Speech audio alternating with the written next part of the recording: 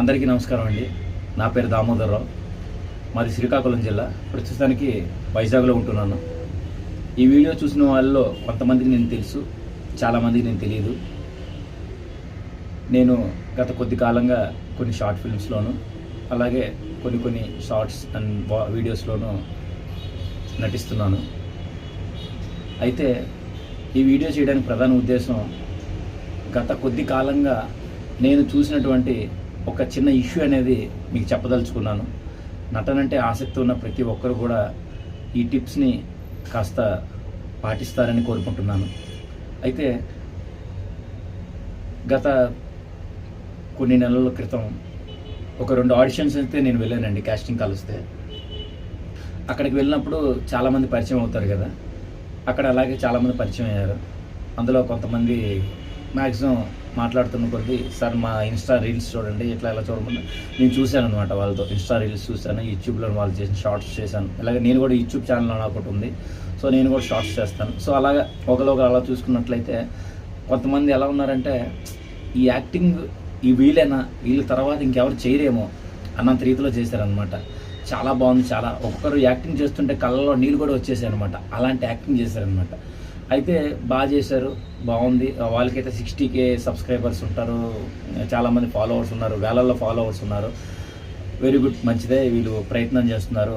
మీ target ఏంటమ్మా, ఎలాగంటే చివరికి ఎలాగైనా సరే మేము ఫిల్మ్లో యాక్ట్ చేయాలి సార్, లేకపోతే షార్ట్ ఫిల్మ్స్లో యాక్ట్ చేయాలి, అందుకోసం ఇంత తాపత్రయపడుతున్నాం అని చెప్పారనమాట.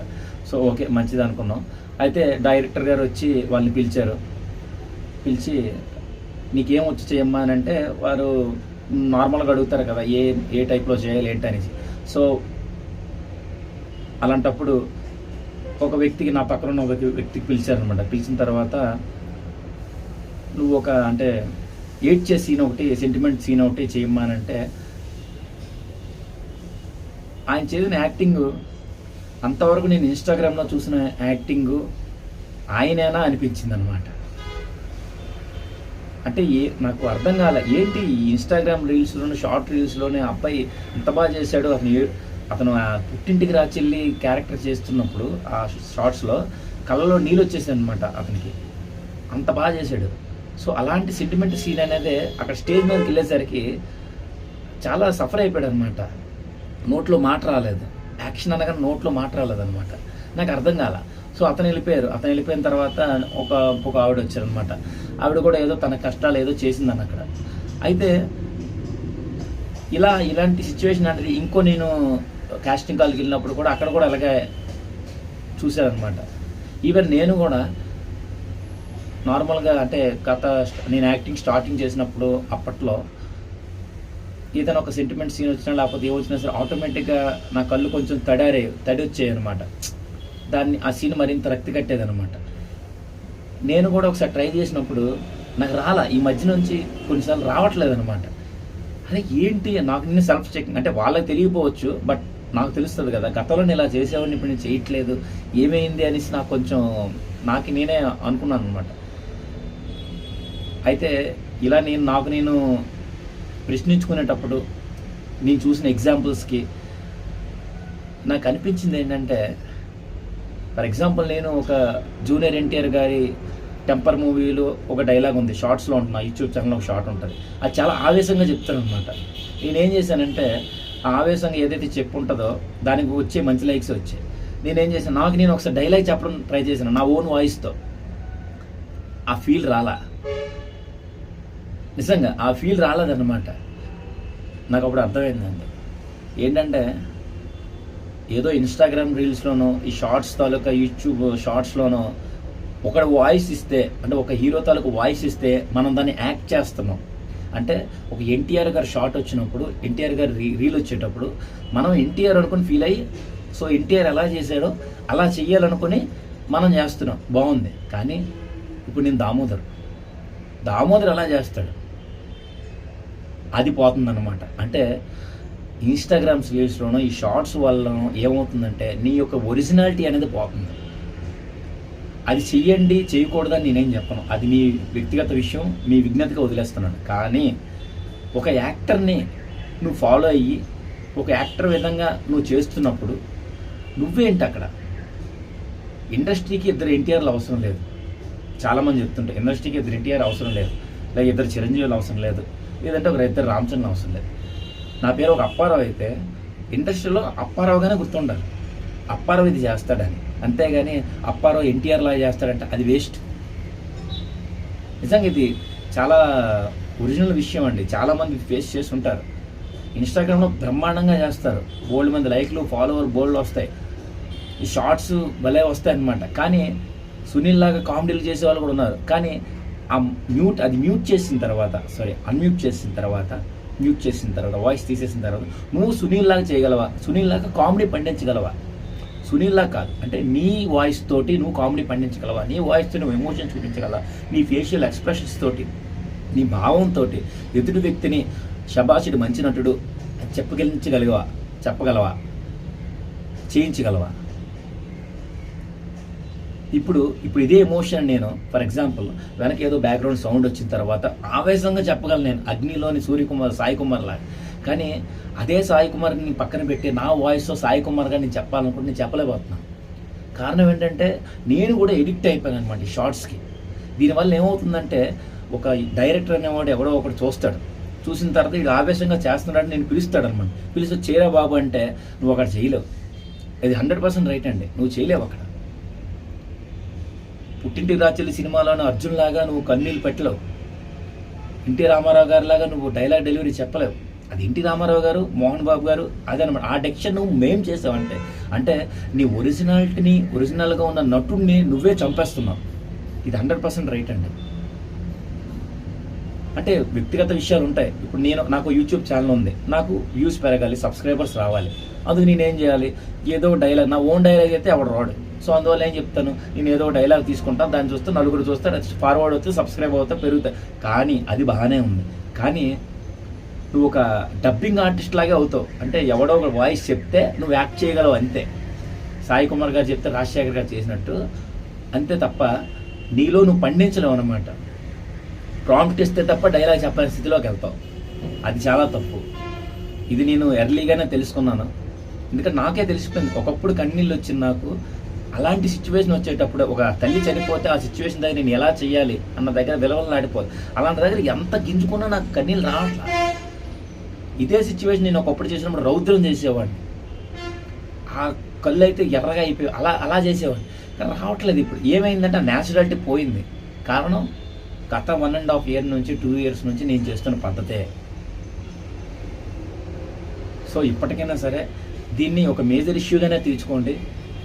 ఏదైతే ఒకటి ఫర్ ఎగ్జాంపుల్ అదే ఎన్టీఆర్ టెంపర్ డైలాగ్ నువ్వెలా చెప్పగలవు? నువ్వు అంత రౌద్రంగా చెప్పగలవా? లేదా అదే కామెడీ డైలాగ్ ఉంటుంది, నువ్వు చెప్పగలవా? అది చెక్ చేసుకోండి ఫస్ట్. నువ్వు ఒరిజినల్గా చేస్తేనే డైరెక్టర్ అనేవాడు నీ పలానా వాడు ఒక డైరెక్టింగ్ బాగా చేయగలడు, ఆ యాక్టింగ్ బాగా చేయగలడు అని ఆలోచించి నీకు ఒక ఛాన్స్ ఇస్తాడు. డైరెక్టర్ తాలూకా నమ్మకం అనేది ఒమ్ముగవ్వదు. అంతే కదా, నువ్వు ఇన్స్టాగ్రామ్లో బాగానే చేశాను, ఇక్కడికి వచ్చా చేయలేనంటే అది ఫాల్ట్. అది ఎందుకంటే ఆటోమేటిక్గా దామోదర్ అనేవాడు అక్కడ చచ్చిపోయాడు అనమాట. చచ్చిపోయి ఎన్టీ రామారావు వచ్చాడు. ఎన్టీ రామారావు అవసరం లేదని నిజంగా. సో నేను కొంచెం బయటపడ్డాను, దానికోసం నేను ప్రాక్టీస్ చేస్తున్నాను. సొంతంగా ఓన్ డైలాగ్స్ చేసుకుంటున్నాను. సో ఆటోమేటిక్ ఇప్పుడు కొంచెం డెవలప్ అవుతున్నాను. సో ఇదైతే మేజర్ ఇష్యూ. అంటే దయచేసి కూడా అందరికీ నేను చెప్పేది ఏంటంటే, చేతులు జోడించి చెప్పేది ఏంటంటే, ఇది ఒక బ్రదర్ రిక్వెస్ట్ అనుకోండి. ఏం చేసినా సరే మీ ఓన్గా చేయండి, మీ ఓన్ వాయిస్తో చేయండి. ఏదో డైలాగు 1 నుంచి 10 వరకు అంకెలు లెక్క పెట్టుకొని అన్ని రకాల రసాల్లో ట్రై చేయండి. రౌద్రం చేయండి, హాస్యం చేయండి, శృంగారం చేయండి, ఏదో చేయండి. చేసి మీలో ఉన్న టాలెంట్ నలుగురు చూపించండి. పెద్ద డైలాగ్ చెప్పక్కర్లేదు, నువ్వు ఎన్టీ రామారావు గారిలా డైలాగ్ చెప్పక్కర్లేదు, మోహన్ బాబు గారిలా డైలాగ్ చెప్పక్కర్లేదు, బాలకృష్ణ లాగా నువ్వు రౌద్రం చూపించక్కర్లేదు. కానీ ఏదో ఒకటి ABCDF ఎలా చెప్పితే ఒక హాస్యంగా చెప్పండి, రౌద్రంగా చెప్పండి, కోపంగా చెప్పండి, ఎన్ని రకాల అన్ని హావభావాలతో చెప్పండి, ఆశ్చర్యంగా చెప్పండి, కరుణతో చెప్పండి. చెప్తే ఈ వ్యక్తి దగ్గర ఏదో ఒకటి ఉంది మాకు పనికొచ్చేది అనే ఉద్దేశంతో పలానా డైరెక్టర్ వచ్చి మిమ్మల్ని తీసుకుంటాడు. అతని డైరెక్టర్ ఉమ్ము కాదనమాట, అతని నమ్మకం. చేత ఇక నుంచి ప్రతి ఆదివారం కూడా నేను ఒక షార్ట్ పెడుతుంటాను. ఆదివారం మధ్యాహ్నం 2 గంటలు దాటిన తర్వాత మన అడ్మిన్ గారి తర్వాత పర్మిషన్తో ఒక షార్ట్ పెడుతుంటాను. ఇక నుంచి అలాంటి షార్ట్స్ నేను పెట్టను. ఒకవేళ పెట్టినట్లయితే అది నా వాయిస్ తోటో నేను సొంతంగా ఏదైనా క్రియేటివ్ చేసుకున్నది అయితేనే పెడతాను. నా నుంచే స్టార్ట్ చేస్తాను, ఎందుకంటే ఇనిషియేషన్ నేనే చేసుకుంటున్నాను, నా నుంచే స్టార్ట్ చేస్తాను. ఎందుకంటే డైరెక్టర్కి కావాల్సిన నటుడుగా నేను తయారవ్వాలన్నది నా వాంఛ. ఇలాంటి వాంఛ మీకు ఉన్నట్లయితే దయచేసి ఇలాంటి ఏదైతే ప్రాంప్ట్ వచ్చే వాయిస్లు కానీ ఇచ్చు పిలిచి వచ్చి అది మానుకొని అలాగే చేయండి. మీ వాయిస్తో చేయండి, సొంత వాయిస్తో చేయండి. చేస్తే అంత ఆవేశం మీలో ఉందా లేదా అన్నది డైరెక్టర్ తెలుస్తుంది. ఒక డైరెక్టర్ దృష్టిలో పడాలంటే చాలా కష్టం. సో దయచేసి ఈ ఇష్యూని మీరు పరిగణలో తీసుకోండి. ఇక నుంచి కూడా ప్రతి ఆదివారం కూడా మన ఫిల్మీ ఫ్యాషన్ గ్రూప్ ఏదైతే ఉందో అది కానీ, లేకపోతే సిక్కుల చిత్రాలు కానీ ఏదైతే ఉందో అలాంటి గ్రూపులోని మీ వాయిస్ తోటి సొంతంగా యాక్ట్ చేయడం స్టార్ట్ చేయండి. సొంతంగా గ్రూప్లో పెట్టండి. పెడితే ఆటోమేటిక్గా చాలామంది డైరెక్టర్స్ ఉన్నారు, చాలామంది ప్రొడ్యూసర్ ఉన్నారు, వాళ్ళ దృష్టిలో పడతారు. అల్టిమేట్గా మీకు సిల్వర్ స్క్రీన్ మీద పడాలి, అదొక్కటే కదా మీ కోరిక. ఎవరికైనా అయినట్టుకైనా అంతే, ఫస్ట్ సిల్వర్ స్క్రీన్ మీద పడాలి, ఆ తర్వాత డబ్బులు. ఓకే, సో ముందు ఏం చేస్తారంటే ఇలాగే చేయండి. మీ సొంత డైలాగ్స్తో చేయండి. అయితే సొంత డైలాగ్ లేదా ఆల్రెడీ ఉన్న డైలాగ్ని మీ వెర్షన్లో చెప్పండి. పలానా నీ పేరు సుబ్బారావు అయితే సుబ్బారావు ఆ యాక్టింగ్ ఎలా చేస్తాడో చూపించండి. అంతేగాని సుబ్బారావు ఎన్టీఆర్ లాగా ఎలా చేస్తాడో అవసరం లేదు. ఏ డైరెక్టర్కి అవసరం లేదు, ఎన్టీఆర్ అవసరం లేదు. సరేనా? సో ఇంకోటి కూడా డైరెక్టర్స్ కూడా చెప్పదలుచుకున్నానండి. నెంబర్ ఆఫ్ బుక్స్ చదవండి. అంటే ఒక సినిమా చూసిన తర్వాత వెంటనే రాత్రి నేను ఈ సినిమా తీసేస్తాను, ఇలాంటి సినిమా తీసేస్తాను, ఇలాంటి షార్ట్ ఫిల్మ్ తీసేస్తాను, అలాంటి ధోరణి అయితే వెళ్ళకండి. మ్యాక్సిమం మీరు చాలా బుక్స్ చదవాలండి. బుక్స్ చదివితేనే మీకు సబ్జెక్ట్ వస్తుంది, బుక్స్ చదివితేనే. అలాగే ఇప్పుడు సిక్కోల చిత్రాలని ఒకటి వస్తుంది, దాంట్లో నటించే నటీనటులు కూడా ముందు ప్రాక్టీస్ చేయండి. అలాగే ఏ సినిమా అయినా సరే ముందు ప్రాక్టీస్ చేయండి. ప్రాక్టీస్ చేసిన తర్వాత అక్కడికి వెళ్ళేసరికి టేకులు తగ్గుతాయి, డైరెక్టర్కి ఏమో టెన్షన్ తగ్గుతుంది. ఆటోమేటిక్గా ఫ్రీగా డైరెక్టర్ అనేది డైరెక్షన్ చేయగలడు, 100% మీ దగ్గర నుంచి రాబట్టగలడు. ఓకే, ఏదో ఇప్పుడు సిక్కోల చిత్రం లాంటివి ఉంది, అదొక మాండలికం మీద ఉందన్నమాట. ఆ మాండలికం మీద శ్రద్ధ పెట్టండి, ఆ యాస మీద శ్రద్ధ పెట్టండి, ఆ భాష మీద శ్రద్ధ పెట్టండి. లేదు తూర్పుగోదావరి యాస ఉంది, దాని మీద శ్రద్ధ పెట్టండి. మీరు ప్రాక్టీస్ చేస్తేనే పెద్ద పెద్ద యాక్టర్స్ కూడా ఇలా ప్రాక్టీస్ చేస్తేనే వాళ్ళు పెద్ద పెద్ద మెగాస్టార్లు, సూపర్ స్టార్లు, విశ్వవిఖ్యాత నట సార్వభౌములు అయ్యారండి. సింగిల్గా వచ్చేయాలి. ఆ డిక్షన్ మీకు వస్తుంది, ఆ యాస మీకు వస్తుంది, ఆ భాష మీకు వస్తుంది. తద్వారా మీ యాక్టింగ్ ఇంప్రూవ్ అవుతుంది. సో దయచేసి కూడా అందరికీ కూడా ఇది చెప్పేది మీరు అందరూ కాస్త ఆలోచించండి. నేను చెప్పిన దాంట్లో ఏమైనా తప్పు ఉంటే దయచేసి వెంటనే పోస్ట్ పెట్టండి, తప్పులేదు. దాన్ని నేను కూడా పరిగణలోకి తీసుకుంటాను. అందరికీ ఉంటాను. నమస్తే అండి, బాయ్.